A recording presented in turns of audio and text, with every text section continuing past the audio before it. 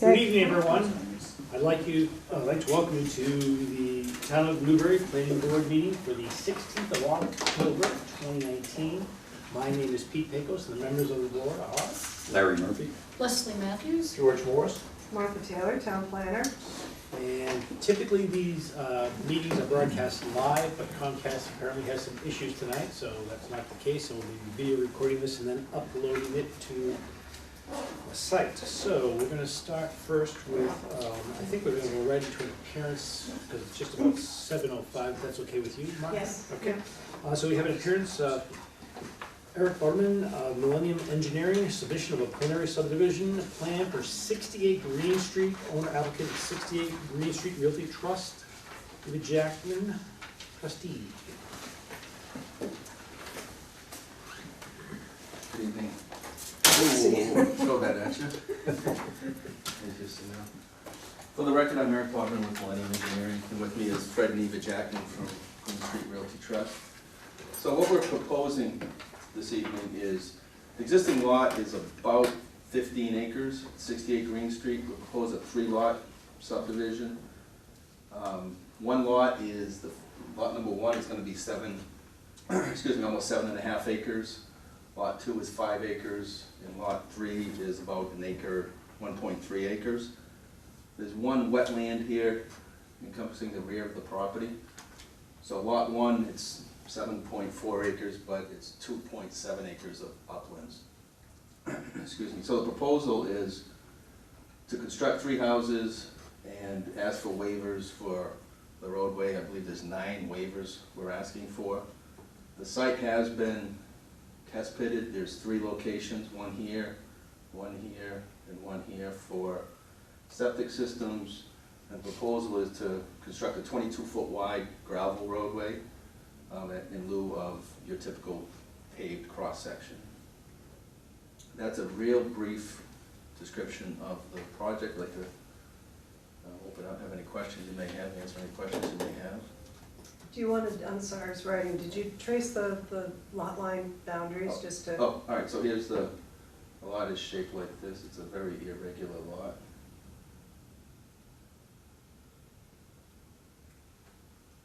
And then the 3 lots inside are also a little bit irregular. Yeah, so this is one lot. Lot number 1 is that. Lot number 2 is that. And lot number 3 is this. And they all conform to your frontage and area requirements. And then one of the lots, I think is at lot 3, a piece is going to be carved out through an A&R and conveyed to the abutter. Yes, there's an existing structure over the property line. So this parcel X, which is about 0.18 acres, is going to be transferred to the abutters. And that will be a separate A&R plan Correct. before the subdivision. Correct. Definitive plan is submitted. Correct.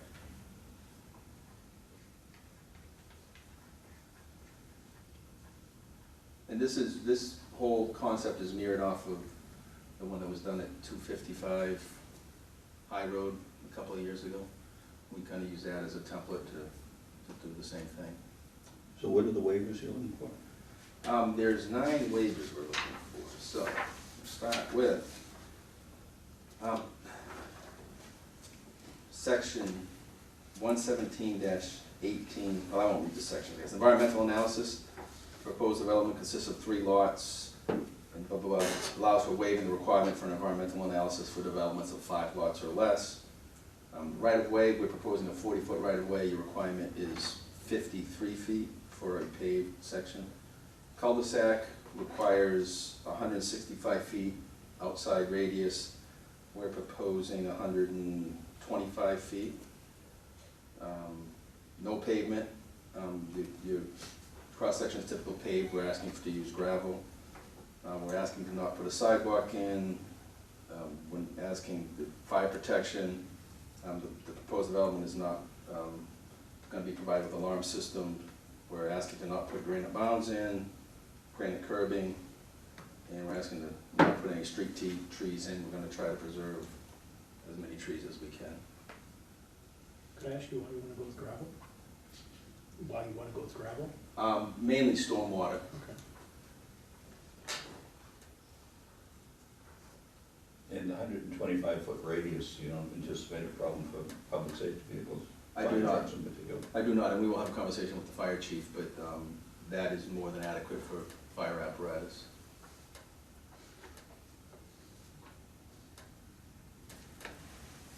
Any other questions, Martha? I guess the only other one, I did review it from completeness, but not, not really for, as a technical review. So two questions kind of related. One is, I know the plan shows basically a swale going down along the, the southerly boundary right there along the roadway. Yep. And the requirements for the plan submission are to show stormwater in basically a general fashion. Yep. So do you feel that is actually adequate? Have you done, enough stormwater analysis to determine, or do you think that there may be more going forward? At this point, we have not done any stormwater analysis at all. So there may be a chance for more stormwater. If there is, what we envision doing is running this swale down along this driveway and putting some sort of small basin down behind that house where the property drops off. And you think that would be enough to meet the stormwater handbook requirements? Yes. Okay, so that leads. Of course, we have to do test pits here and everything, but yes, I have no doubt we'd be able to meet that. Right. So, my question for the board is, since the stormwater is shown in a rather, sort of basic preliminary fashion here, whether you all feel that there would be any need to have peer review on this Prior to? At this point? at this point? Not at this point, but it's further along. At the definitive plan stage? Yes. Yeah, Yes. yeah. And you can't meet the 53-foot right-of-way requirement? That's correct. The lot just is too narrow. And the odd little jog you have, you didn't, for lot 1, where it goes, you're right up there. Yes. Yeah, I assume that's to accommodate the septic system. That's correct, because that's the area that had previously been tested, yes.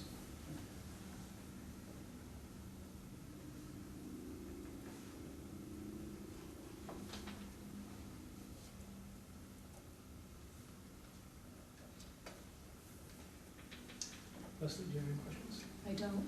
Director, all set? Good. That's okay. So, the board does need to vote to accept the submission. We do have the appropriate fee here for the preliminary plan. Since there's a preliminary plan being submitted, the definitive plan fee will actually be less. This kind of gets factored into that.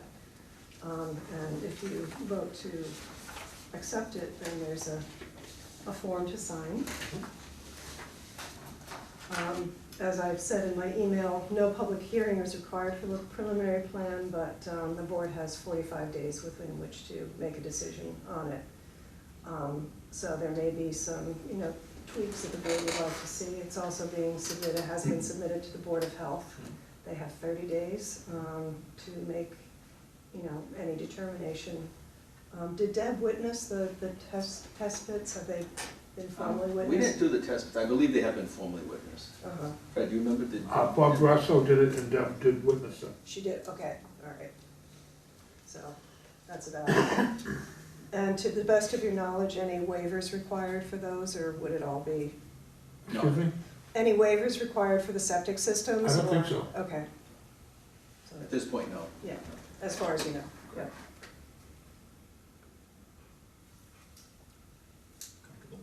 So, if you'd like to vote to accept it, and then, I think it would be appropriate to, put this, have a chance to review it, and then put it on a future agenda.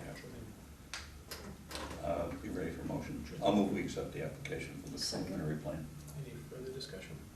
All in favor? Aye. All right. And then do you want to talk now about which agenda to put it on, or do you Yes. want to? Yeah, because we're a little bit full with our couple. We are a little full, and we've shifted things around. So Our next meeting is on October 30th. We do have two public hearings that night, the Golf Center and Seacoast Canine. Which both would potentially be longer. They might, I'm not so sure about the Golf Center, Seacoast Canine might be. Right. We had basically shifted the November 6th meeting to the 30th, and then 13th. And then the next one is the 13th, and then I'm actually, we were originally scheduled for the 20th, I'm actually away. Right. So that puts us into the 4th of December. Right, which is past our deadline, you know, unless the applicant would be willing to grant an extension if needed. But, you know, we're not there yet, I don't think. So we potentially have the 13th of, looks like the 13th of November as our target date. Is that Yes. right? Yeah. So, but if any, you know, if any revisions are required, it might be good to sort of get those on the table before. Right. So that gives us about 3 to 4 weeks, right, for that to occur. Right. But if we could put it on the agenda for at least some feedback, and then changes could be addressed by the 13th. And put it on the agenda for when, huh? The 30th, 30th. October 30th. I mean, it's gonna be a full night, but, Whatever works for your schedule. yeah, well. If we're doing, I guess by hearing you, this will probably be fairly brief, just an opportunity to discuss any changes we would like to see. Right, and I think it would be good to get some feedback from the fire chief Sure. on this before the board grants approval. Okay. Yeah, we should have comments from the Board of Health also Right. by them, so. Right, Here's something we'll plan for the 30th. okay.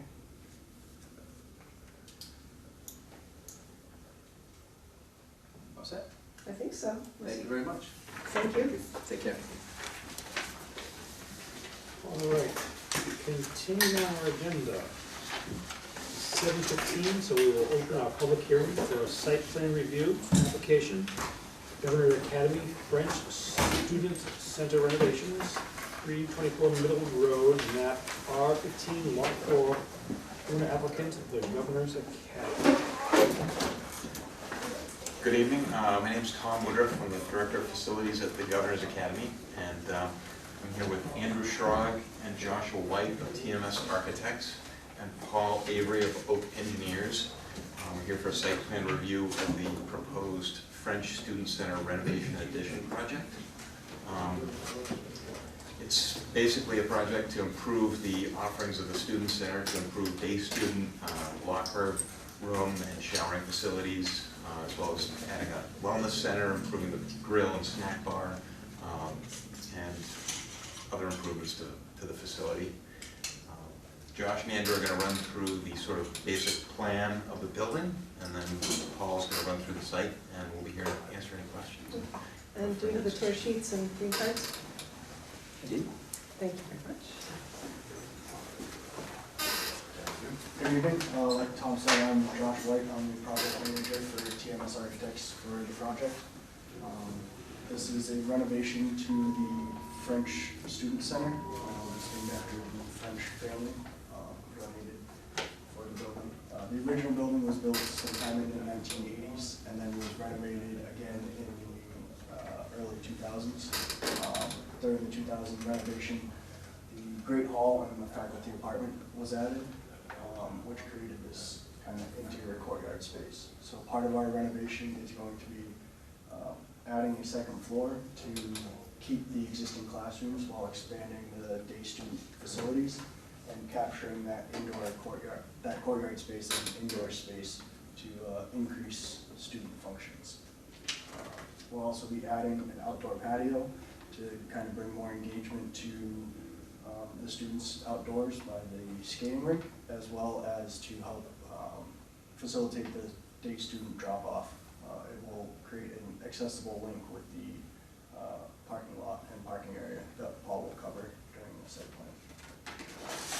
These are some renderings of what the interior of the courtyard space will be, and we're all finished with that. So provide a nice space for the students to kind of hang out in between free periods, after school activities, as well as places on the weekends for the students to be at.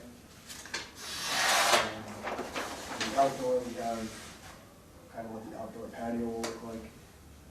You can see from the bottom left image here, not much really changes from the streetscape as to what the building will look like. Most of the change is happening towards that parking lot area. Any questions before Paul goes on the site plan? So the second floor, all the new classrooms are all on the second floor. Yep. And you're adding an elevator Yes. and stairs to get up Elevator and there. stairs. So can you go back to your first page? So the gray areas are existing structures and the reddish colors are additions, is that? On the first floor, it's not additional space, it's just areas where we're doing significant renovations.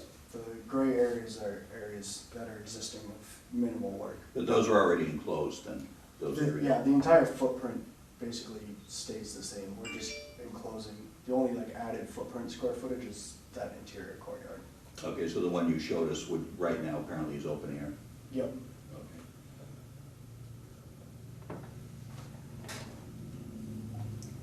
So far, so good. Okay. First of all, you're clear on where this is on the campus? You're familiar with the It would be building? helpful if you could. Sure. I mean, this is just generally, this is Middle Road here and Elm Street comes up, so Route 1. And so as you come into the academy, there's that old original schoolhouse building there. And then this is then just beyond that, the first building on your left. The ice arena is right here. So that this parking lot that you can just see a portion of on this plan is the parking lot in front of the ice arena. And you continue on Middle Road and it goes across the marsh and all that. Okay? Yeah. All right. So, as Josh pointed out, the building addition is basically vertical, with the exception of the fact that we're putting an atrium roof over this exposed courtyard. So we do have an increase in floor area, but it's up. There's no real addition to the building footprint. We're not putting on an addition as such. The changes that are happening on the site, as Josh talked about, is the proposed patio. Before I go too much further, this drawing has evolved a little bit from the one that was submitted, and then I can talk about what the changes are. We had a sort of a curve on the one. If you looked at it, the patio is a slightly different shape, so the design has been progressing. So this is actually an 80% construction documents, and a couple of the comments that were raised, and I'll get to it, actually were already addressed on this plan anyway. Get to that in a second. But anyway, we have the patio comes out here. This area, and I've got this sort of shown on two different sheets here. This inset here is the parking lot that is in front of the ice arena. Currently what we have is a situation where we've got the day student drop-off is just pulling off from the side of the road on Middle Road. We want to take this function and bring it into the parking lot.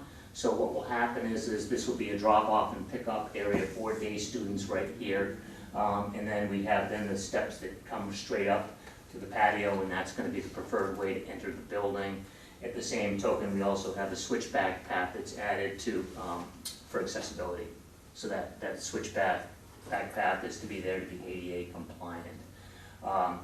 As part of the whole accessibility piece here, we're taking 2 handicap spaces, and that's what this inset is all about, is over here. So we're basically taking their 2 designated handicap parking spaces, and we're just restriping it. So we're taking these 2 and painting those as conventional space, and then restriping the parking lot down here. So we're just moving 2 of the spaces. There's no change in the net count of the parking spaces. So that's it. So the handicap spaces are here, and then it's an accessible route from there all the way up the switchback path into the building. The only other element on this that is, can talk about quickly and get as much detail as you want to, is the stormwater.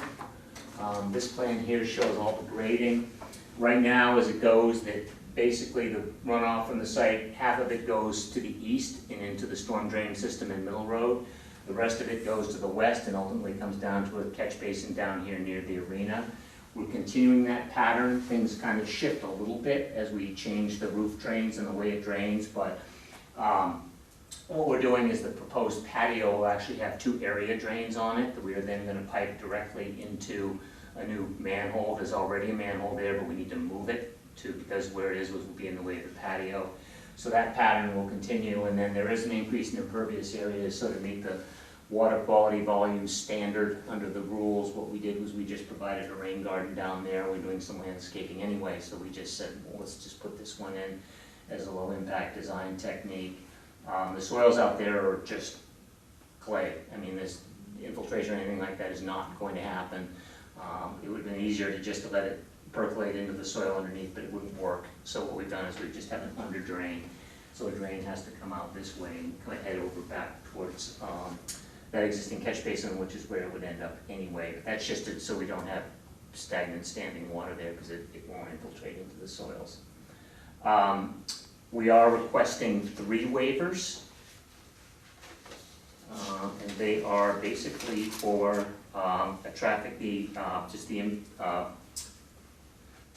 impact assessments. One for traffic, one for an environmental impact assessment, and one for a community impact assessment. So we're requesting waivers on all 3 of those.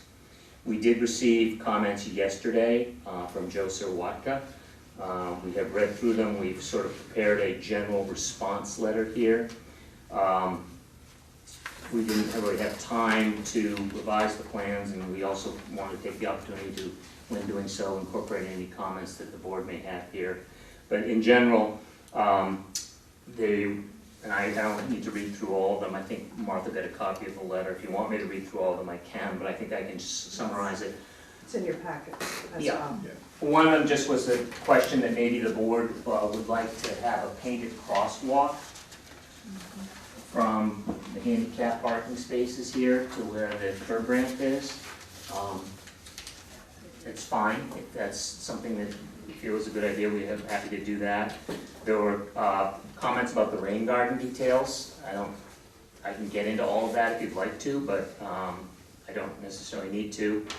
Light poles, we had just, on the civil plans, we just had a single light pole that we were replacing because it had to move, because it was in the wrong place where the new path is. The photometric plans also have a series of lights along the walkway. The photometric plans are correct, the civil plans are not, so we will go through and add the extra lighting fixtures to the civil plans just so that there's no confusion between the two. There was a comment about a water line. The plans that were submitted showed a new water line for fire service coming across Middle Road, and with a moratorium on street opening in Middle Road, we just went back at it and sent the fire protection engineer to find a way to make do with the water line they have, and was successful in doing that. So we're no longer proposing to construct a water line across Middle Road. Excellent. Yeah, okay, so that, it's still shown in your plans, but it isn't on the set that's emerging here. There's a question about the limit of work. I mean, there may be some staging areas. We just sort of, the limit of work depicts the limits of the portion of the site that's going to get changed if there's a request. I mean, we usually put those down for contractual purposes that just say this is where your project is, and if there's staging areas, the board feels that that should be expanded to reflect some of those other elements, be happy to do that. The remark about changing the depth of the base course under the bituminous walk, we can do that. And then there were a bunch of details in the drainage model about the runoff curve numbers and times of concentrations, and if you'd like to get into all of that, I'd happily discuss it, but usually we don't in public hearings, and so I can address all of those, and we'll probably do so offline. And that's all I've got, and we can open up for questions unless anyone else wants to add anything.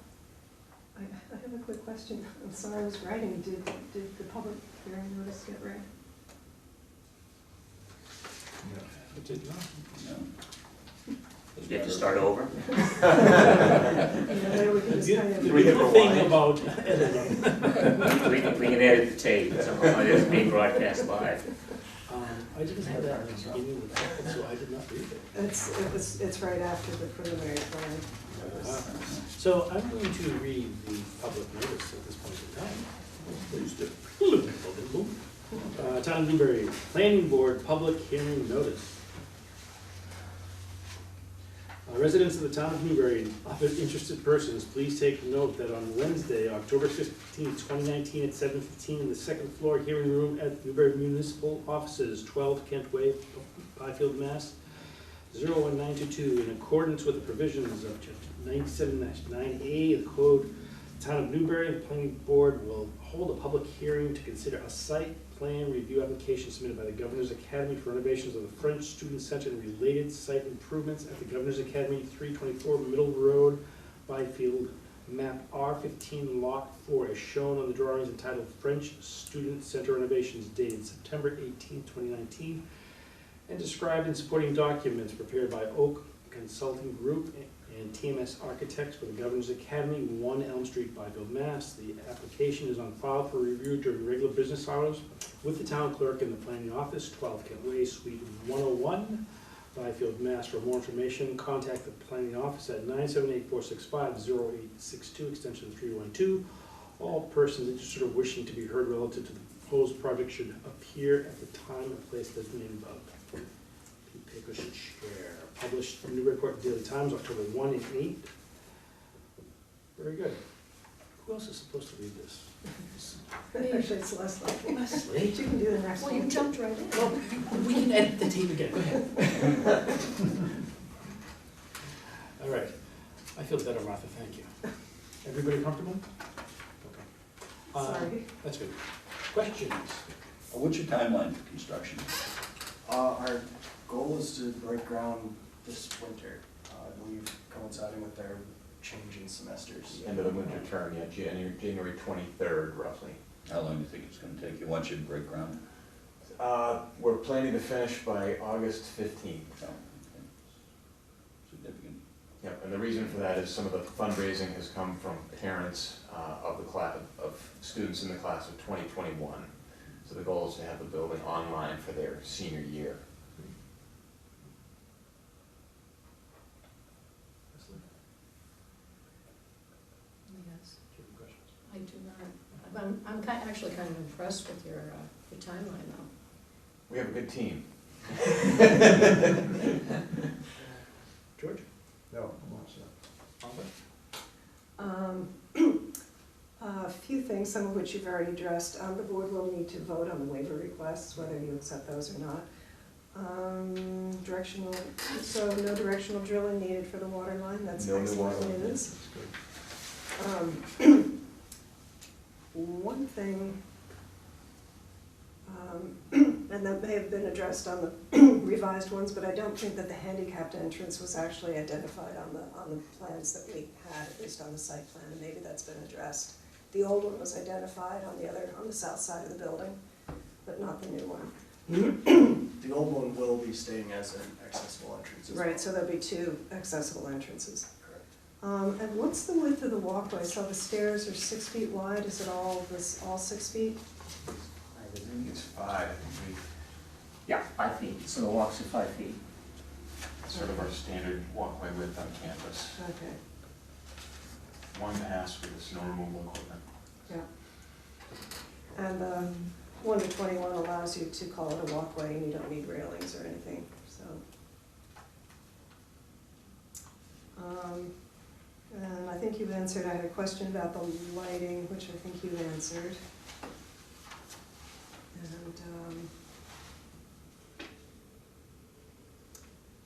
And that was it. I also had a question about the limit of work line, but you addressed that as well. Do you feel we should move it? I mean, we actually were talking about this internally, and what I think is gonna happen is that the driveway area for this is a faculty residence out in this end of the building. And they have a driveway that comes in here, and then they use this area for staging and construction activities. So what I think what we're gonna do is there's a gravel walk that comes around the south end of the building, we'd temporarily pave that for construction. So that would be an added item to the site preparation plan, and would push the limit of work out a little bit too, so. I mean, to me, it would make sense to include any area that's gonna be associated with this Okay. project, but, you know, it's. Okay, and we'll capture it all then. And you saw the fire chief's letter, from 11. No. Actually, no, I did. I think that one didn't come to you, I will send that to you. Okay. It's mostly about fire department connections. Okay. The one thing he did, and I know there was some discussion at our meeting about access and having a Knox box on the gate? Yeah, the fire chief requested sort of a secondary access to the parking lot if there were activity at the rink and the day student drop-off location was congested. And there's a back gate, if you go sort of north on Middle Road and drive through the sort of dorm area, there's a gate to the back entrance of the rink parking lot. And we did put a Knox box on there, so it's padlocked, but there's a key in there so the fire department can access it from the back door at any time now, so that's been done. Okay, so maybe is Chief Janitor aware that that's been done? He is, yep. Okay, all right. Because he didn't include it in his letter, and I just Okay, wanted to well, make sure that it had been addressed. Maybe he personally doesn't know, one of his captains is aware.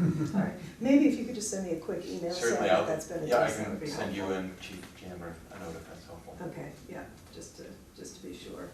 And I will forward his email. We can read it now. It probably should be actually read into the record.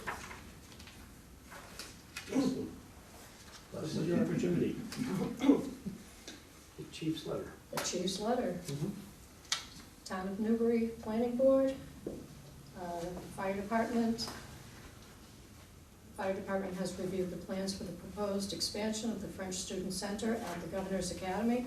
The building will have to comply with the most recent smoke detector, sprinkler, and carbon monoxide codes as stated in NFPA 1. Also, we have had conversation with the staff at the Academy regarding the requirement for the BDA radio booster system. We will be working with the Academy during the renovation process to assess the need for a system and to implement the best installation should it be necessary. The only request on the fire department end would be to add a second FDC for the sprinkler system on the delta side of the building which faces the current ice arena parking lot. This would allow better access out the road to hook into the FDC and also is closer to the fire hydrant which is located in the parking lot. If you have any questions or concerns, please feel free to contact me. Respectfully, Douglas C. Janfrin, Chief of Department, Newbury Fire Department. Thank you. Is everybody familiar with the radio booster system, by the way? I was just gonna ask that question. Oh, cool. Do you want to describe it, Martha, or do you want me to try to take a step back? Why don't you take a stab at it? So, from my understanding, the old days of pulling down the box number and having the box go off, they're trying to get away from. And so everything is now going to be radio transmitted. I just went through this at a building that I'm a little bit involved with. And so all of the boxes come out, and now it's all radio transmission. Yes, yeah, the entire campus is now on RF radio transmission boxes now. This may be a different booster that the chief had referred to. Okay. It's a booster that boosts their radio, Okay. the Right. fire department's radios. Okay. That's for the handheld devices when they're in the Exactly, building. yeah. Yeah. And we had discussions about that, but I don't think we really ever clarified how you test it and how you, From my experience, you can't actually test it until the building's up and enclosed, because what affects it is all the walls around it, how many walls it has to go through, so we won't No, we gotta put the boosters. know Right. if we need what booster until the building's at least enclosed and there's some drywall on there. Because they don't want to test it, and then they say you're good, and then everything's finished, and they test it again, and you're not good. So we'll have to have some provisions to put one in there and test it when we get close to testing it. Do you know if you have any on campus now? we don't. I'm sure as time goes along, you'll probably be rolling out other ones that'll be needed to be located. Mm-hmm. Yeah. Are these the boosters that they're going to put onto the water tower? Is that in connection with I think it may emergency be system? similar, again, for them to be able to Handheld. handheld their devices.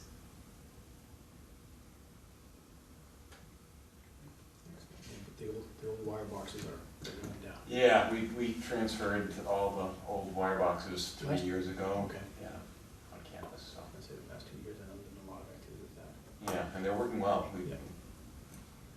Good. Pardon? Hopefully never necessary. Exactly.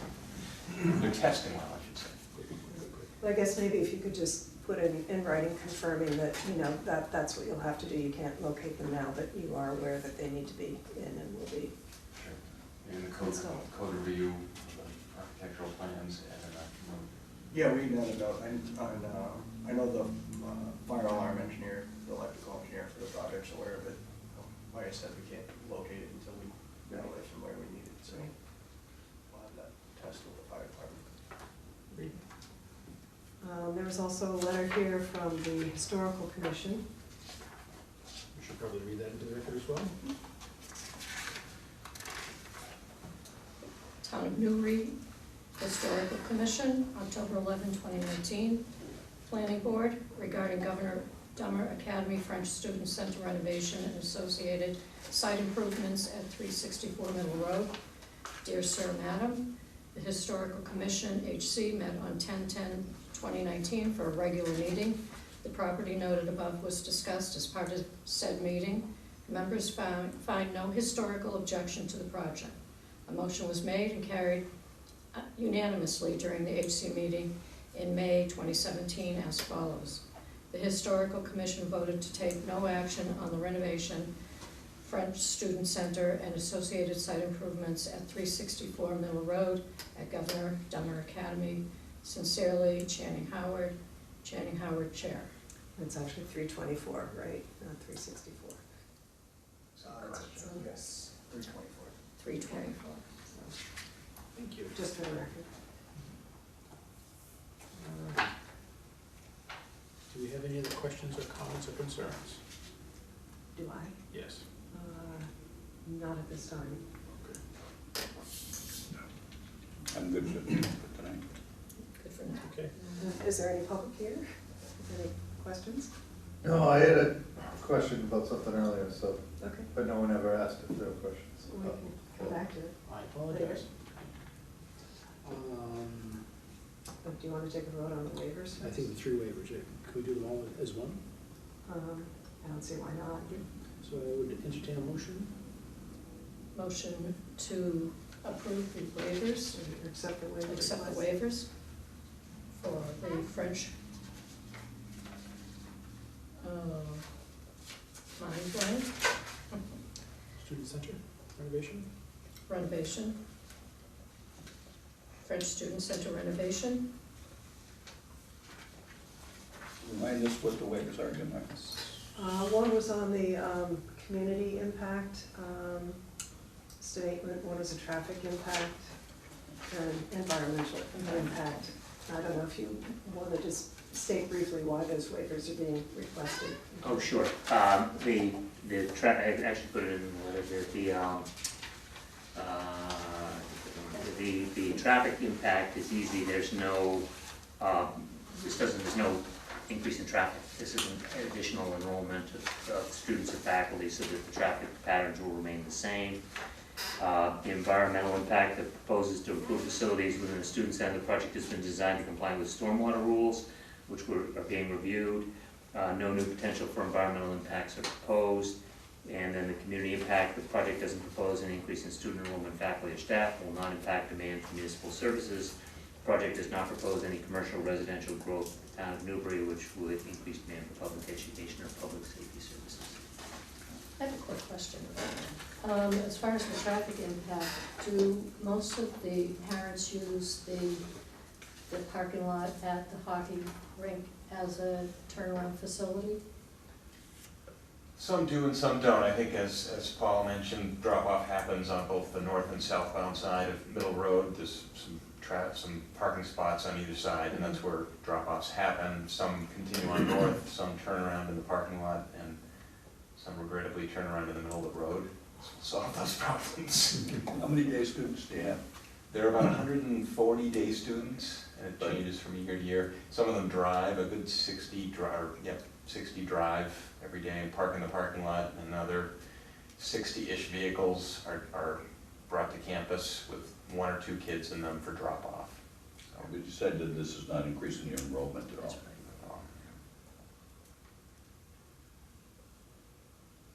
Well, I'll second the motion. Well, thank you very much. Sure.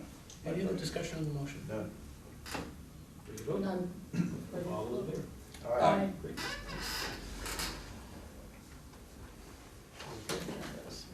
The next question is, would the board like to continue the public hearing? I think that probably is appropriate.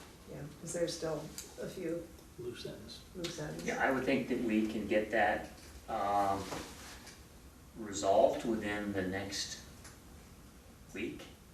I don't know, that's at least my piece of it. I think that this is not heavy lifting. I think Joe hopefully will be responsive, so I mean, if we're, when would the next possible meetings be, I think we can be ready whenever you can get us on the agenda. So the next meeting, which is going to be the 30th, we have 2 other public hearings, and we have Preliminary plan. preliminary plan that we just heard from. So, What's the one after that? Is it like the 13th? Did you November say? 13th. Yeah. Is that too late for you folks? I think that's okay. Seems okay, it doesn't seem so. Yeah, I think that's fine. Significant issues to discuss. I think it helps us out on this end. Yeah, then that's fine. Let's do that. I think we're okay. I mean, and because there's an appeal period. There's.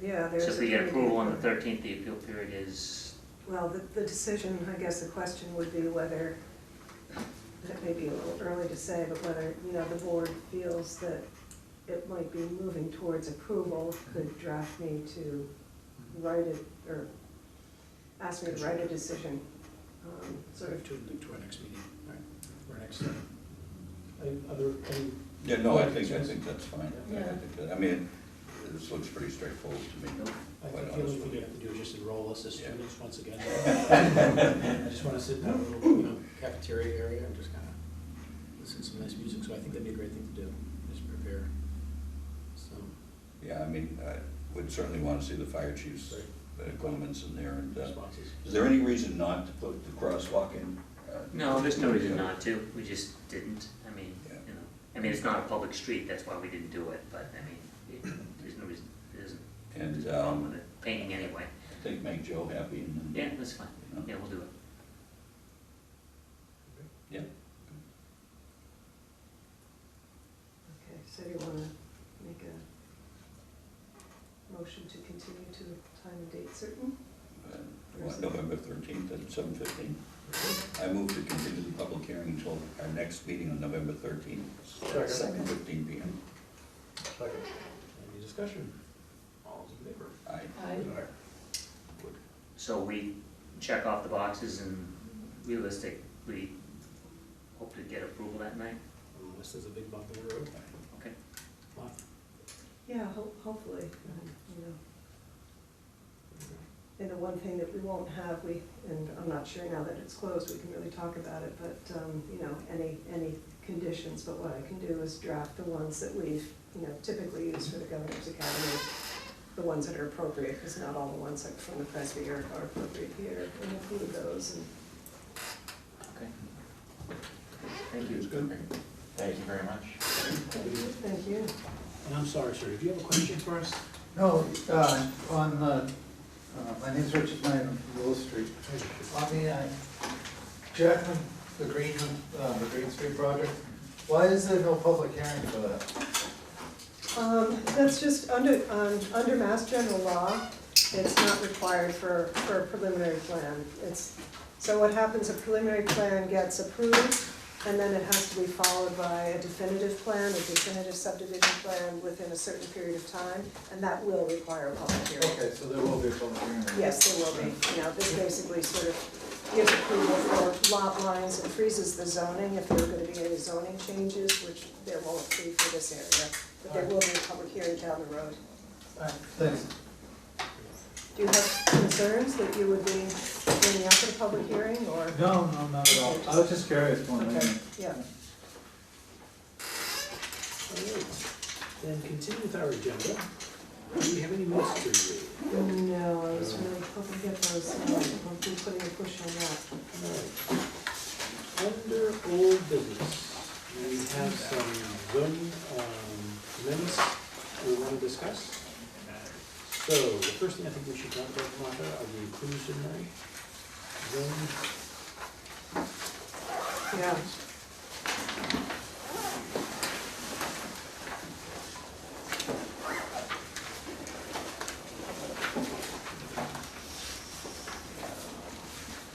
Do you want me to say anything, or do you want to say anything? Well, what did you start? Okay.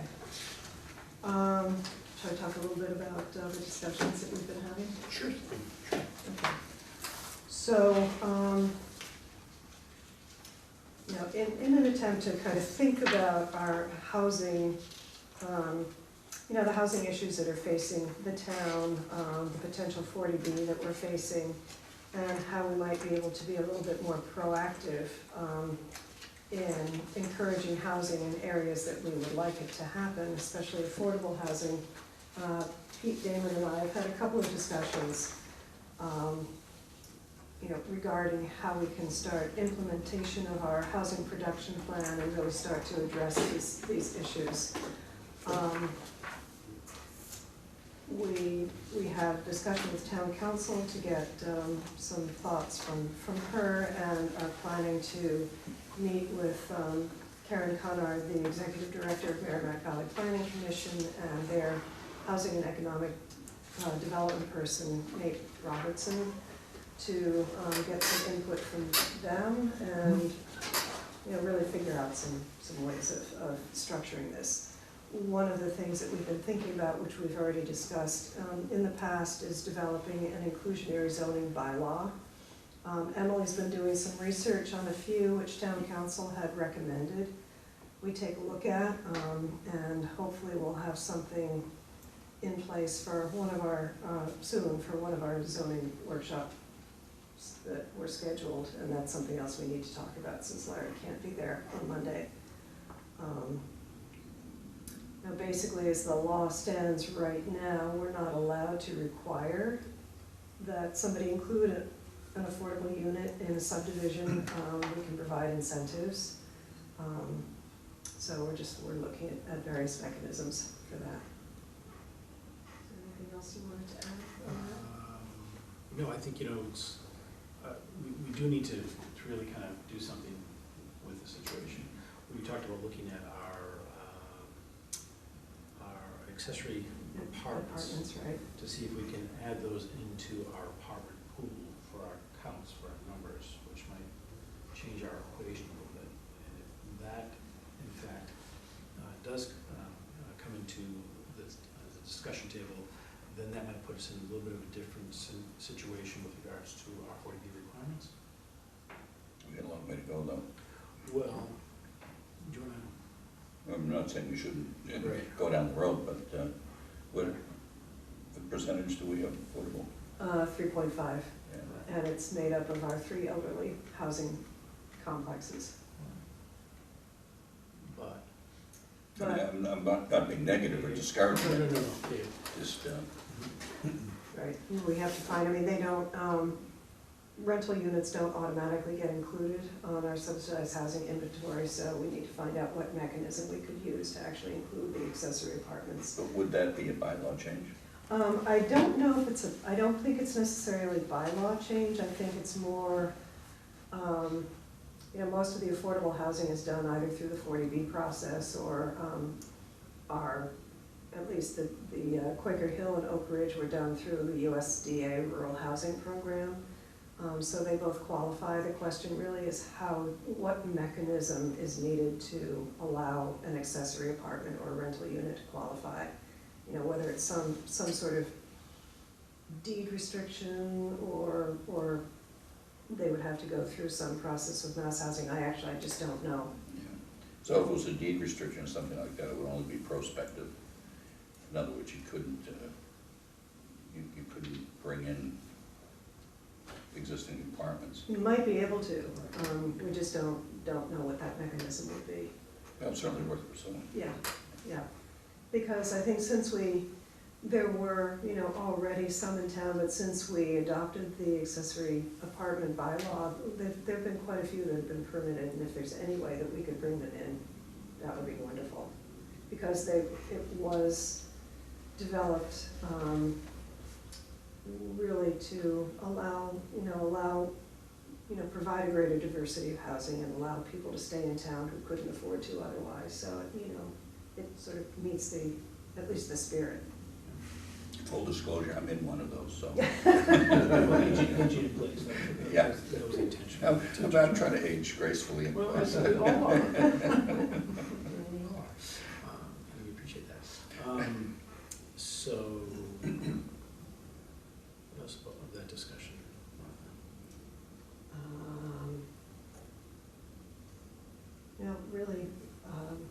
they're sort of looking, we have the sites identified on our housing production plan, but to kind of take a deeper dive and see if there are locations that we'd really like to look at now, and if there are any ways to form some partnerships that might, might be interested in moving forward with something. We don't have the capacity as a town to develop any affordable housing, but there might be partnership opportunities. Right, and I think something else that Lisa mentioned that was of value was that they're thinking of, I think her multiplier was 4, was that right? Yes. Yes, so small clusters in 4s, so maybe 12, 16, 20 small little housing units of this design rather than a larger complex. And thinking if some of those can be sprinkled throughout the community, if that's another way to kind of get to this endpoint of where we want to get to affordable housing. So really kind of thinking differently as to how we're going to bring that to fruition, which is something I thought might be much more palatable and acceptable within the town. Like, say, oh, yeah, we have this thing over here, we have this thing over here, we have this thing over here. Yeah, what's the inducement for a developer to do that? Well, That, for example. Well, if they, if they're rental units, they automatically get, if they're new rental units and they're done sort of under a friendly 40B auspices, Right. they would automatically be included.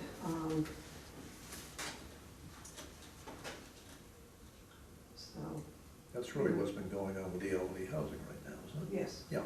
yeah, Are they expected to continue? yes, Yes, good. yeah. the current. The current ones, yeah, they're all set for the moment. It looked like the sort of affordability of one of them was expiring, but that's been worked out, so. Excellent.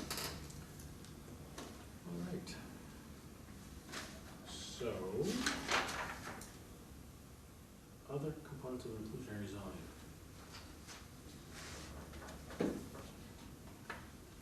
But certainly we can go into this in more depth when we have our workshop. Yes. Yeah, that'd be good. Okay, solar revision. And solar, I have not had a chance to make Do any headway on that. And the same with wireless? No, Okay. not that either. Dimensional. So there are a couple things in your packets that were put together by Emily. They're at the end, and it was suggested by council that we, take a look. We have nothing right now in our bylaw that regulates minimum dimensions for lots other than frontage.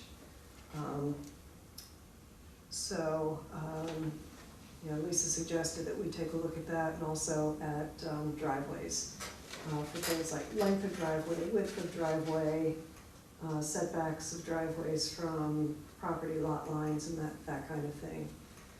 So Emily pulled together some language from a few that town council suggested that we look at, and then she did a little bit of a Google search as well. So these aren't anything that we need to discuss tonight, but they are some different ways of looking at setting some minimal dimensions for lots. And I was talking with Doug, he thought that we had actually adopted something a while back requiring that the frontage be held for some distance back from the street lot line, but we obviously don't have that. The width being. The width being held, yeah. Yeah, I found a couple of examples of that, some communities I was familiar with. Andover in particular, they required not less than 80% of the required frontage at all point, and short to the rear wall of the building. So you've got to maintain 80%. If you have 100 feet of frontage, you need 80 feet of frontage, or width all the way back to the rear line of the building. This would kind of Well, avoid all these. gets rid of those pork chop lots. Yeah. Yeah, and then West Newbury has something similar. They require 90% for the front setback distance. So if you have a 40-foot front setback, you've got to have 90% of the frontage all the way back to that. But the whole idea is just to prevent these pork chop lots, Right. which we seem to be seeing some, yeah. 1 foot wide, Mhm. 300 feet long, down to Exactly. 175, right? No. So, and then the ones Emily found us some good examples too, so, you know, I think we got some choices, So we can you know. review these things and maybe discuss Yeah, them. yeah, so would it be possible, did you print out the ones from Yeah, Amber and Listenberry? just take these if you want. Okay. I just made a note that Amesbury, I didn't bother copying it, they have 100% to the rear lot line, which seems a little extreme to That me. would be very difficult Yeah. here. I mean, Yeah. some of our base lots are kind of funky already, so Yeah, that. no, I wouldn't advocate Okay. that. Great. Well, thank you. Thank you, Matt. But anyway, this is all food for thought. Okay. So our zoning workshop schedule, let's talk about that. We were looking at a date, and I think we need to revisit it. Yeah, I'm sorry, when we picked the 21st, I had forgotten we're away this weekend for a wedding. We're not getting home until late on Monday night, so.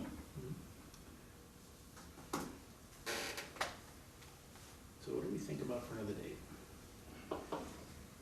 We had the 28th as our second date. We could move it to the 28th and November 4th, if that worked for people. So just kind of set it off by a week. The 28th won't work for me, unfortunately.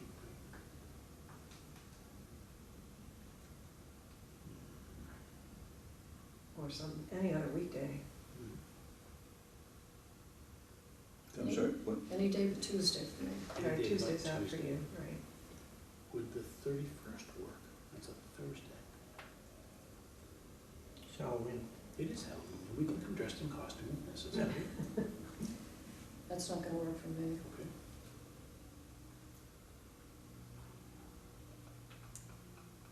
So we're going to, Well, what about Larry, you said you're getting back the night of the 21st?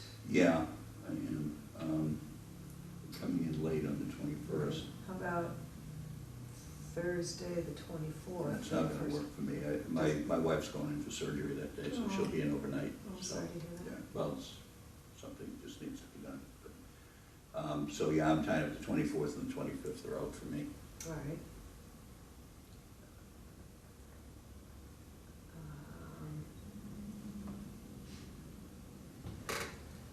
22nd, would the 22nd work? It doesn't work for Leslie, Tuesdays are out Tuesday, for Leslie. okay, sorry. Afternoon of the 23rd? Afternoon of the 23rd. That's good for me. Yeah, doctor's appointment. Sorry. That's a little bit right now, it'll be all set. I can do the morning of the 23rd. Yeah, just give me that big. Yeah, We might have a meeting in the yeah, morning. we're of the holding 23rd. that for a meeting, waiting for confirmation. Mhm. Well, I mean, I could do, I gotta be in Peabody at 2 o'clock. It takes about an hour. I could do 3:30 or so if you wanted to go that late. Are you toast by that time? Depends on how the day's going. No, I mean, we could certainly do that. Well, let's hold on here,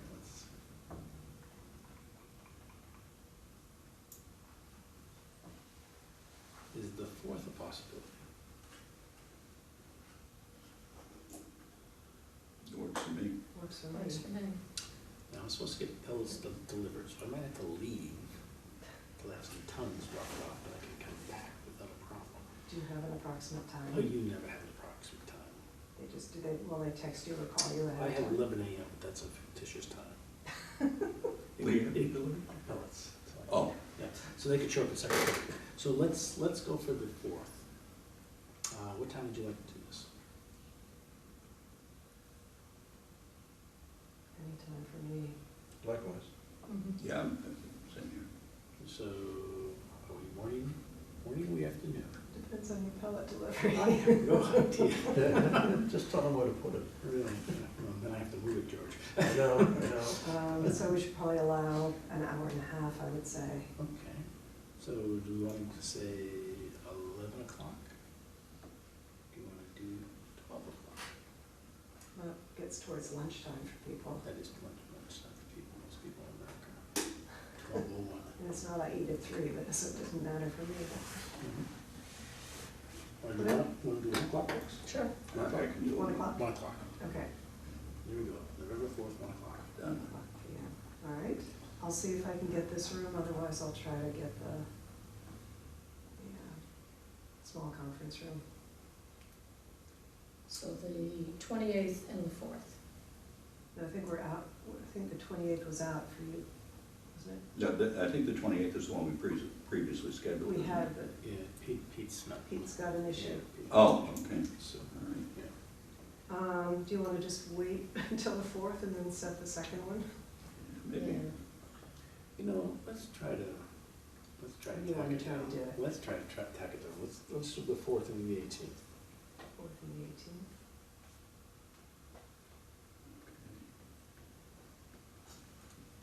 Yeah, I hope I'm just not double booking myself here, but What time of the 18th? do you wanna do the same time or afternoon, 1 o'clock? Yeah. Okay. All right. And we'll send out a little, So yes, I will send out a little thing. this will be our zoning workshop. Right. Well, that's good. That may give us a little bit more time to do some homework and preparation. Okay. And we said 1, right? Yes, for both. Okay. And if anybody else comes across any good examples for any of these things, if you want to pass them on to me, then I can put together a packet for everybody, get it out ahead of time. I looked at Reading, unbelievable, Yeah, it's magnificent, really, but it's long. but I'm worth gonna, looking. yeah, it's worth looking at, I'll pull off a copy. Okay. Super. Was that for which, George? Reading? For which issue? Oh, the lot size. Oh, yeah. zoning. Yeah. Yeah. Reading is very complete in their materials. Yeah. Entire zoning bylaw is excellent.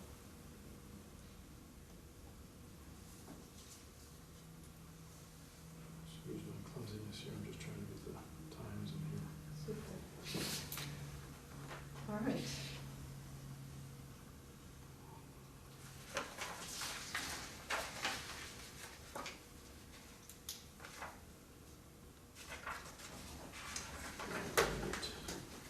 New business.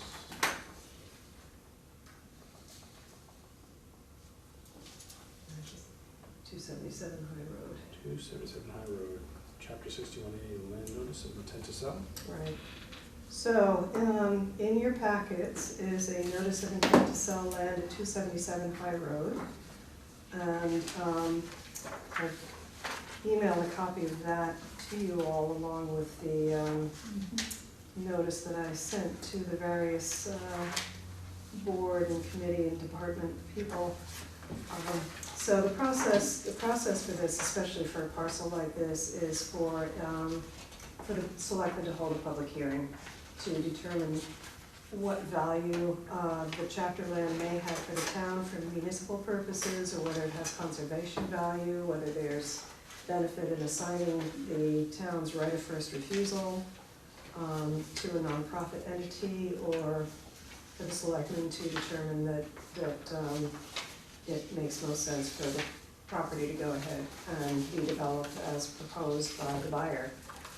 So in this case, it's about 5.594 acres of the 6.5 acre parcel at 277 High Road. And the selectmen have set the public hearing date for Tuesday, December 10th at 7:15 p.m. I've asked for comments to come back to me no later than Tuesday, December 3rd. And I'll be following up with all of these folks just to make sure that any comments that people do have either come back to me or that they appear at the hearing to speak. I have also reached out to Essex County Greenbelt and the trustees, and hope to have conversations with both of those. Essex County Greenbelt was already aware of this and had been hoping to have a conversation anyway, so. There is, No, I'm sorry, go ahead. no, that's good. There is a very good document, the conservation land planning document, that describes the 61A process and what the town might want to consider. I mean, sometimes people will go as far as doing, perk tests or other kinds of things to see development potential or whatever. I'm not sure I see that in this case, but we'll see. The developer, prospective buyer has told me that he intends to split the front lot into 2 parcels and convert the barn into a residence and move it away from the road. There's a lot of concern that was expressed at the selectmen's meeting last week about, really, the house and the barn really hold the anchor there at the corner of Cottage Road and High Road and at the northern end of the lower green. So there's a lot of concern about any changes being made to that. The town has no right of first refusal for the property that's not in chapter, which includes the house and the barn. It's really just the part that's been used for agricultural purposes. So with regards to the current appearance and foothold perspective, where does that go? Basically, it's not clear if he were to demolish either of those structures, the 9-month demolition delay would kick in because of the age of the structures. Not clear that really pertains to relocation of one of those structures, so there may not be a whole lot that the town can do about that. And from a historical perspective? Yeah, there's no historic designation on the property. The lower green's not in a national historic register district like the upper green is, so there's really, It is not. no. Historical Commission has been working towards trying to get designation, or at least thinking about it, but there's nothing on it now. That's such an important location. Well, it is, it's historically, that was the center for the first settlers. I just stumbled upon that graveyard just down the road. Down Cottage Road? No, off away. Oh, The first first settlers, yes, which is hidden away. right, Mhm. right, There's quite a bit of significant history there. yeah. There is. And it's changing significantly by the development that's taking place. Yeah. Yeah, the historical commission is really they're very upset about this. They just look at this as another piece of history in town that will be eliminated. And even if the barn is moved, they would rather see the barn remain and be restored to how it was naturally. How old is the barn? 17. Somebody said it was 250 years old. And the house is listed in our assessor's records as being built in 1700, but that's not correct. It's probably more, 1790 or 1800, just looking at the chimneys and all of that. So, and the buyer's intention, he told me that his intention is to restore the house, but. We've had intentions delivered to this board before with significant changes Right, on that same road, just down the road a piece. that is correct. Would it be grandfathered in because of, even if it was restored, remained in the same place, would be grandfathered in as far as the frontage is concerned? Yes, I think based on the court decision that we recently got, the footprint would be grandfathered.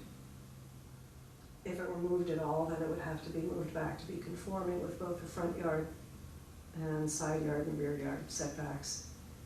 So I believe that his intention is to redelineate all of the 6 lots that were done to give that front lawn a little bit more room, enough room to actually divide it into 2 parcels.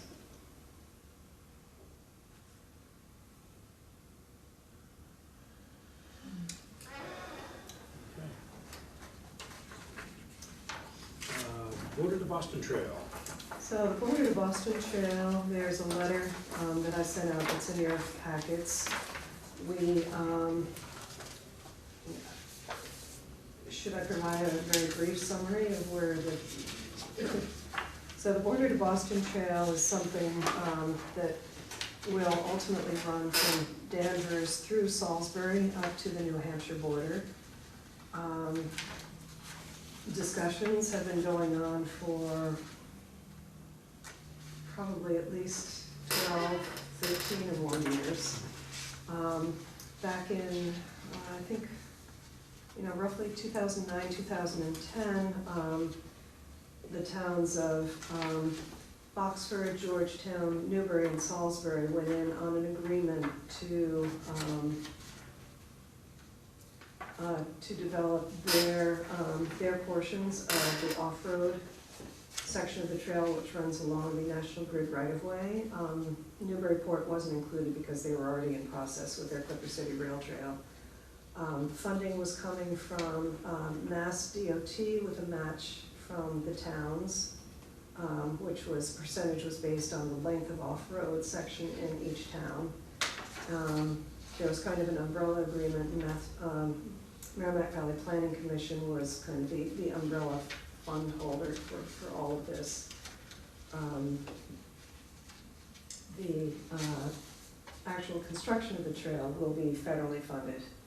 And our portion right now, which runs from the Georgetown Municipal Border, our off-road portion from the Georgetown Municipal Border up to Church Street in Byfield, is on the Transportation Improvement Plan for, I think, fiscal year 2022 or 2023. I don't remember which right now. Salisbury is way ahead of us. They've had a lot of activity. Boxford and Georgetown South have been going along at a quicker pace, so our section is the last. So it's Georgetown North and our section up to Church Street. I'd say about 2 years ago, Mass DOT decided it would be better, since they were tracking kind of separately, to divide it back into 4 separate projects. So we are partnered with Georgetown North. We have a memorandum of understanding with them for the funding. So they will take the lead, and they have contracted directly with the engineer. They will be billed, and then we will be billed for the design costs, but reimbursed fully by Mass DOT for anything that's in the current scope of work. And the construction will still be funded through federal funding. So that kind of gets us up to this point right now. The 25% drawings for our section were done a number of years ago, and they're back on the table now. I've just received them along with right-of-way drawings, and Stantec is asking for comments on any environmental concerns that we have for our portion. It does run along the Parker River. Part of it goes through priority habitat for an endangered species. These have all been discussed in the past, and so need to be reiterated to Stantec and DOT. They have requested comments back from the town by October 25th. So when we discussed it with the selectmen last week, they basically authorized me to try to gather, any interested parties to get together to review the drawings and provide comments, which would then go back to Stantec in some written form. Email's probably fine on the 25th. So I'm trying to set up a meeting of the Border to Boston Committee and invite anybody else who was on the list, and anybody else who might be interested to review the drawings. Those are downstairs outside of Jen's cubicle for review for anybody who wants to take a look at them. And that's kind of the background. We did make some suggestions. The DOT and National Grid wanted a paved, asphalt trail 10 feet wide. We had narrowed it down to 8 feet along the Parker. The DOT needs to be able to get their trucks down there. There are 2 Parker River crossings, so that'll be 2 bridges, and that's one reason why it was separated out as a separate project, because the cost went up exponentially because of the bridge requirements. They were looking at There was supposed to be an alternatives analysis done for alternative routes because of the endangered species down there. I don't know if that was done, and I need to find that out. And the habitat issues need to be looked at. So, Conservation will be involved with that. conservation, it will go through a notice of intent and an environmental notification form. So conservation will be, very involved in the permitting. And Pat Huckery from Fish and Wildlife has been, was involved quite some time ago and presumably will become involved again. Parker River Clean Water had some real concerns about asphalt paving along the river and potential for petroleum products to get into the river. So one of our former B2B committee members actually found this resin-based paving, which it's used extensively in the west, not so much in the east yet, although there was a pilot project down in Long Island. It's called Natural Pave, resin-based product, earth tones instead of black asphalt, so it doesn't absorb the heat as much. It's cold applied, and so we had suggested to DOT that maybe they could use this as a pilot project. And then they changed project managers, and it hasn't really gotten any traction since, but we'll bring that up again as well. So it's used in New York, this Well, resin-based product. They were doing a pilot project down in Long Island, in a park down there, but it's used out west. It's been used in like Oregon and I'm Washington. just curious about freezing in the snow. So- Yeah, I think that was one of the concerns. Well, if it has an application, why not? Yeah. So the problem is it's a proprietary project, so, the state usually has to go out for 3 bids, minimum of 3 bids on things, so there would have to be, if it were a pilot, I think we might be able to still try it, if anybody would be willing to do it. So, that's, How's the cost compared to more I traditional? think it's more expensive, but I'm not sure what the cost differential is.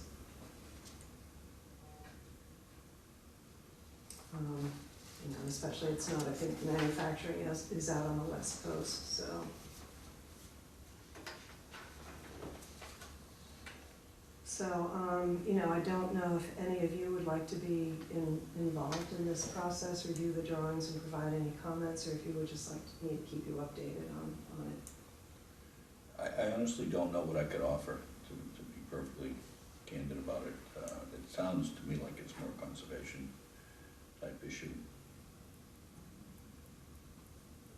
Yeah, that's fine, especially coming in at kind of a late date, but. Do they have the trail marked out, physically marked out, so? It's basically just along the National Grid right-of-way.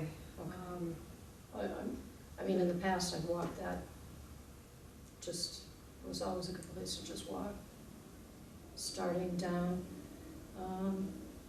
by the post office. Yeah, Yep. yeah, and going down there. Mm-hmm. So the only portion that's, I think, a little bit kind of unclear is the portion from essentially the post office over to Church Street.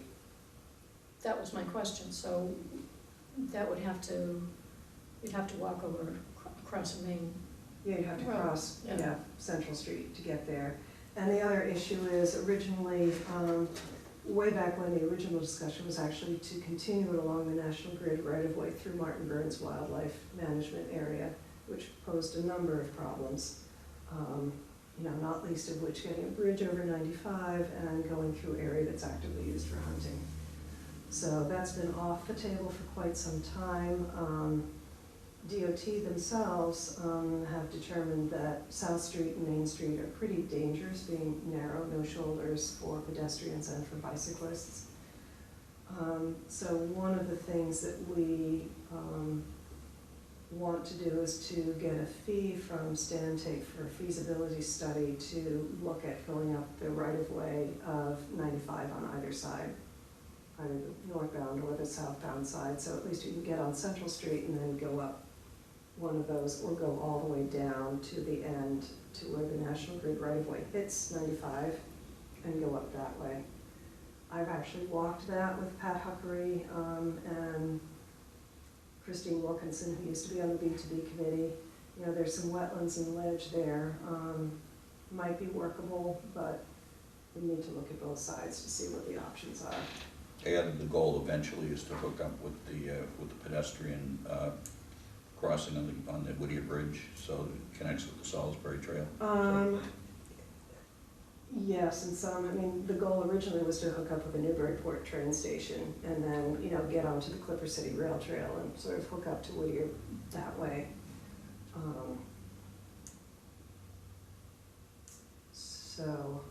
Right now, the goal would be to get it up to Scotland Road and then probably stay on road until you hit the train station and then get on the Clipper City Rail Trail that way. And we looked at alternatives of going through the industrial park, trying to get off-road, going through there, or going down Highfield, which is also narrow and a little windy. So there are a lot of things that are up in the air about a future phase. So right now, we're just talking about to Church Street. So maybe what I'll do is I'll just send an email out when we have a date and time for a session to put together some comments, and if anybody's interested, you're welcome to join us. Okay, makes sense. All right, planning board regulations required amendment to OSRD regs. Correct and incorrect reference. And That was Larry's project. that was Larry's project. Larry did a good job. Larry must be a speed reader. It took me a year.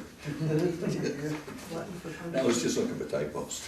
They're just obvious mistakes. Just on the draft motion though, I'd just point out at the end, to be consistent with what's in the bylaw now, they have 112.4 point B, it should be 112 hyphen 4 point B, to be consistent with what's in there now. Okay. My pleasure. So, you know, we're still talking about sort of larger changes to our OSRD, but this would address the, you know, this error. We do, because it's a regulation, we do need to set a public hearing for it. I don't know that there's a huge rush to do that.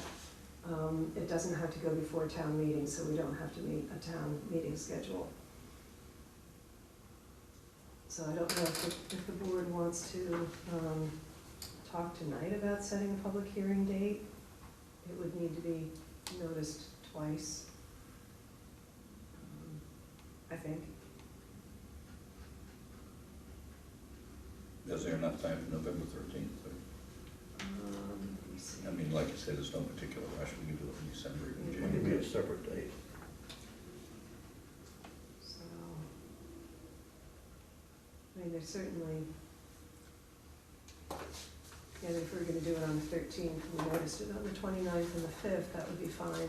We'd have more than enough time to get a notice in the paper. Whatever's Or- comfortable for your Or we schedule, could, Mark, or we is could fine. do it in December. Yeah. December? And if we're gonna do it in December, I would suggest actually the second meeting only, because I will be gone from the 20th of November to December 2nd. So I'll get the agenda posted before I leave, but might be better not doing the public hearing that night On the 4th. on the 4th. That would be the 18th. So that would be the 18th, if everybody feels comfortable with that. I'm good. Yeah, sure.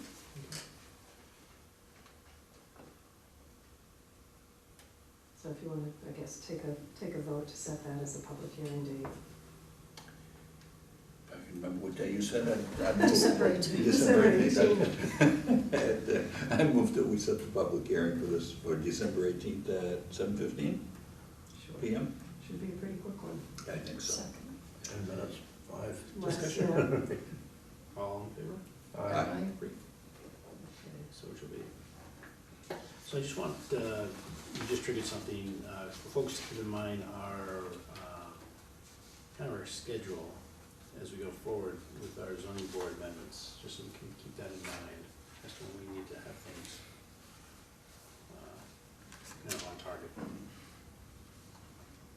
I think we got that our last meeting. Right, so we'd be, submitting the proposals to the selectmen in February.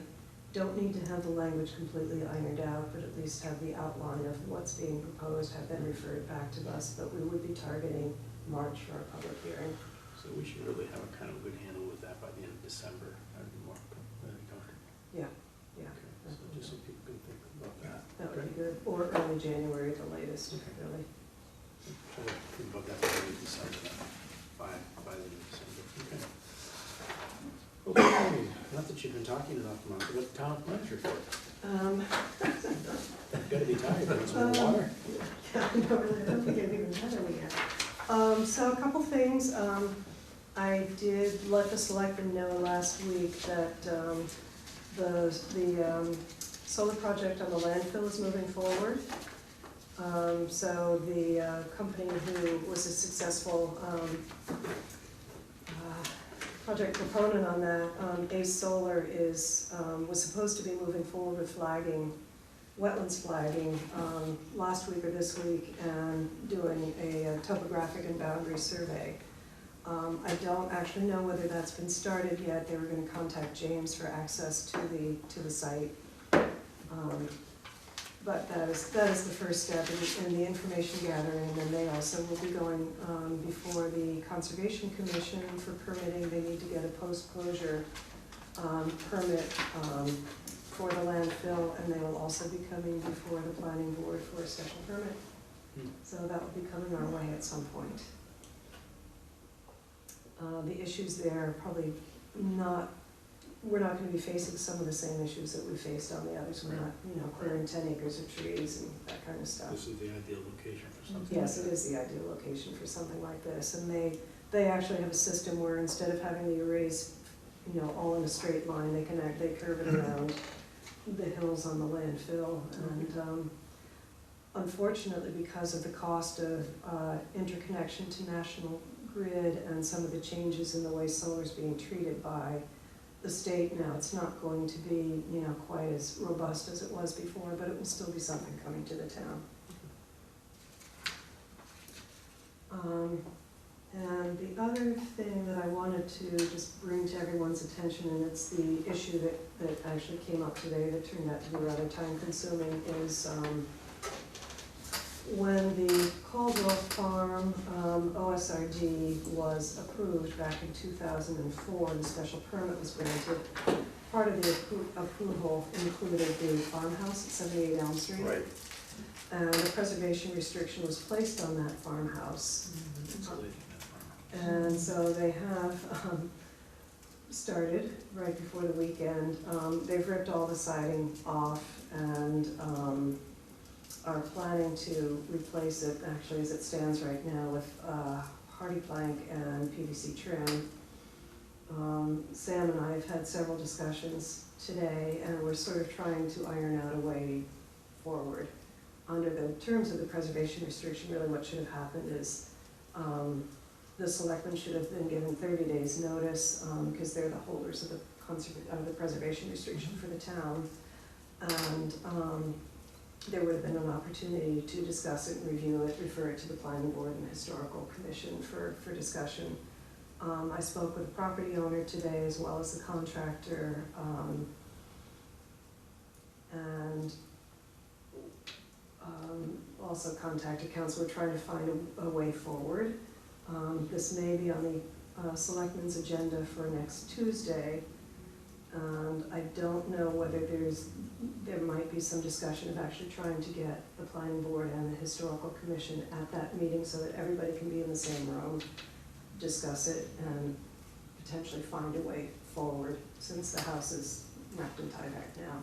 So nothing should have happened to that house without Well, it seems like there might have been some, little room? not necessarily some wiggle room, but some issues with communication, I'll put it that way. Okay. What did you say they were signing with, hardy plank? Hardy plank, Oh, which is fiber cement Oh, board. cement board. And what the, the preservation restriction refers to the Secretary of the Interior standards for, rehabilitation, preservation, all of that. And so basically what's supposed to happen is that it should be done in kind, so wood should be replaced with wood, and so on and so forth. The property owner has indicated that he is willing to do that, all the materials are on site.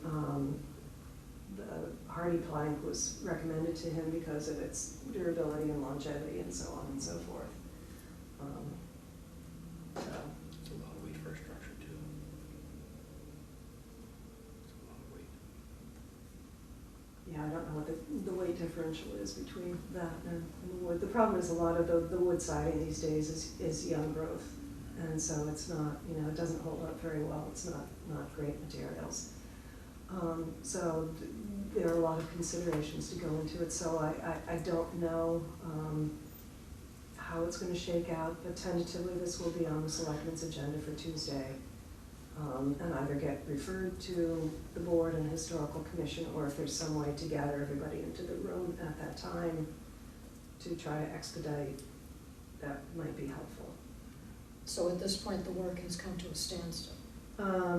Yes, they were advised to not put the siding on it, but just to wrap it in Tyvek, make it weathertight, especially with the storm, the high winds that are coming and the rain over the next couple of That happened days. pretty quick, that project, Yes. like in a couple of days. Yeah, I drive by there every day, and I just this morning noticed it.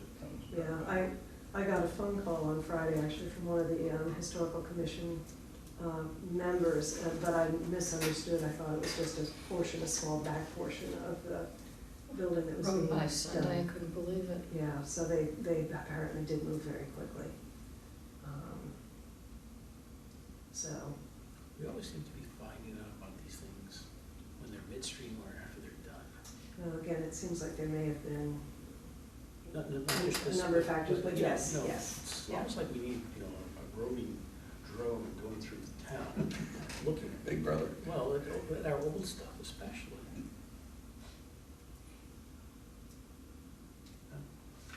But, they're, Sorry your day was tied up with that. well, it was a little unexpected, but anyway. I drive by it almost every day. There's stuff going in that house all the time. Yeah, On the the- inside is bad.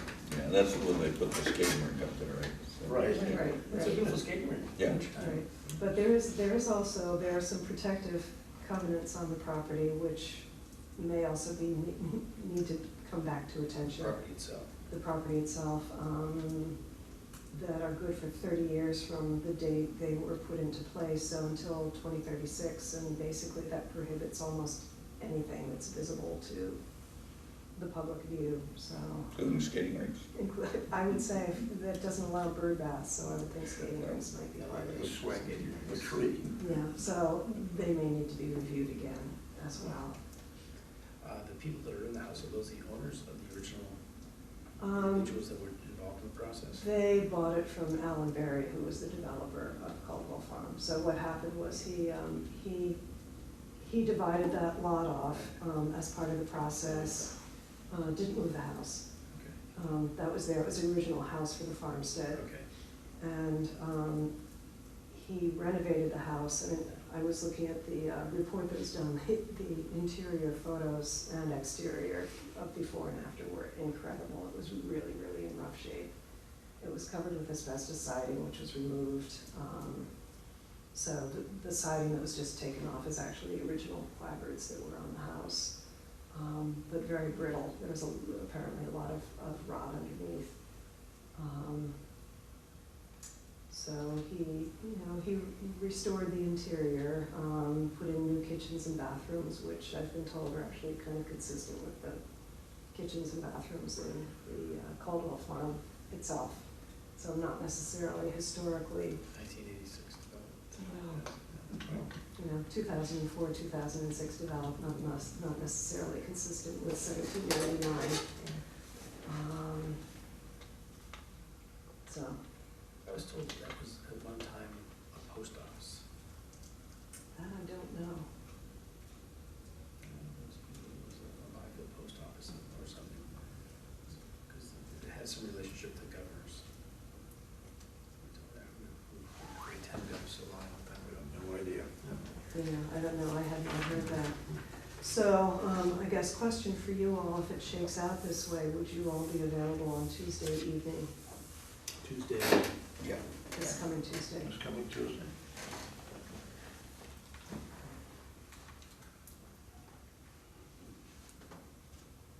So you'd have to post tomorrow then? I'd have to post tomorrow, yeah. The 22nd, sure. I'm always here on those Tuesdays Yeah, I know anyway. you are, so, Yeah, I can, I'm good. okay. Again, I'm not, I don't know for sure, but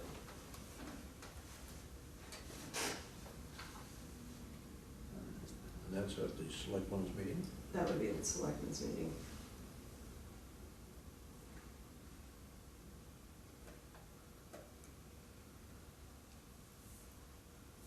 So I will let you all know as soon as I can.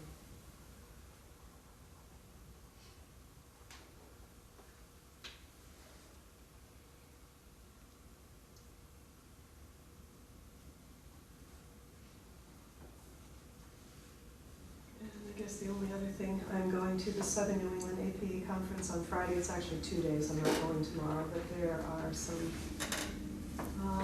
some interesting workshops being given. One which is relevant to the MVP action grant that we're hoping to submit, has to do with municipal liability with regard to climate change. So, it'll be interesting to see what comes out of that.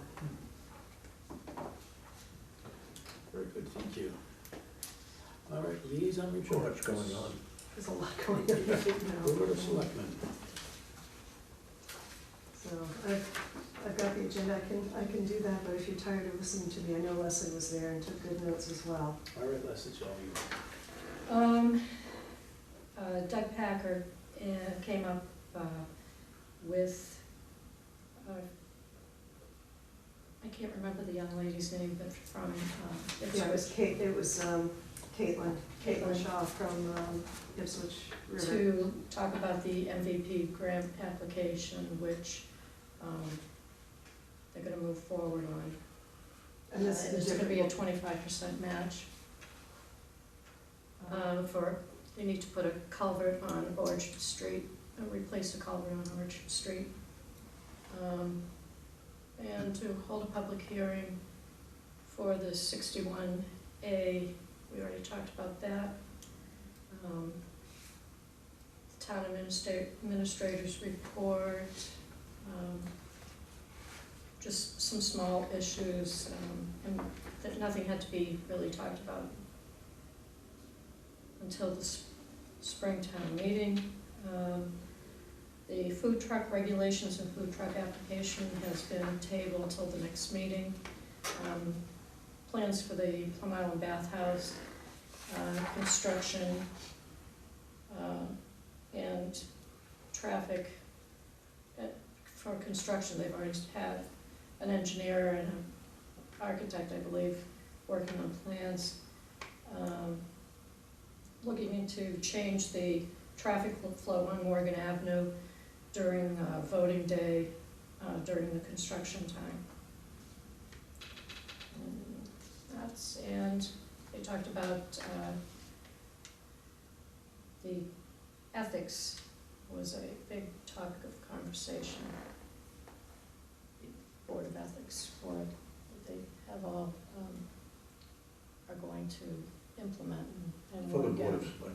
for the Board of Yeah. Selectmen. Right, right.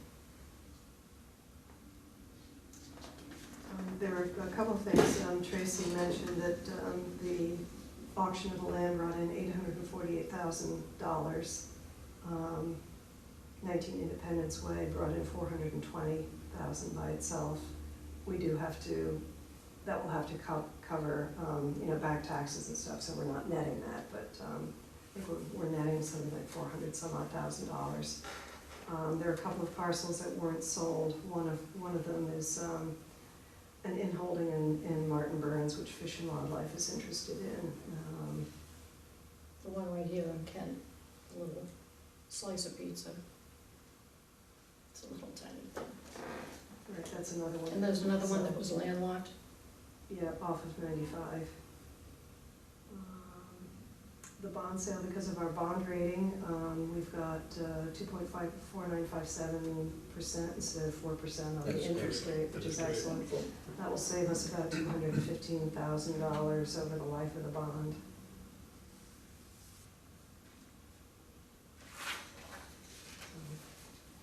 That's sizable. That's it. Yeah, the other, I already talked about the Board of Boston stuff. Conservation Committee met last night, started at 7, finished about a little after 9. Doug was not chairing, Ben chaired, and let's see, 1, 2, 3, 4, 5, 6, 7 public hearings. Pretty much everything went okay. The first one started off really bumpy, and I thought we were gonna be there for hours. It went for 35 minutes, and then thereafter, everything kind of produced without too much controversy. And there are certificates of compliance that were approved and a couple that were postponed, but pretty much a pretty smooth question. If anybody has any specifics, I'd be happy to answer. By way of the specifics. By way of this. Way of this. Anything that was heard that's coming the board's way? Let's see, Hale, no, 14, 15, Dex. No. Yep. Good. ZBA. ZBA is meeting tomorrow night. There are 2 items on the agenda. One's a continued public hearing for findings of property at 11 Annapolis Way to increase both the height and lot coverage on the lot. Nothing that I would expect we would see.